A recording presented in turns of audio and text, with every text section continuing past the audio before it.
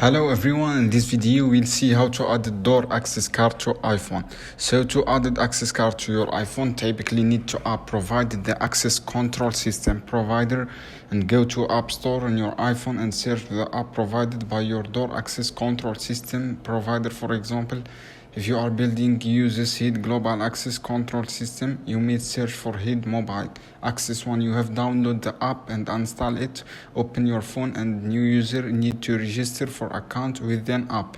If you already account, login using credential and follow the app instruction. To add your door access card usually involves scanning or entering card detail and app. After adding card, you need to verify, identify and complete additional steps required to activate the card on your iPhone.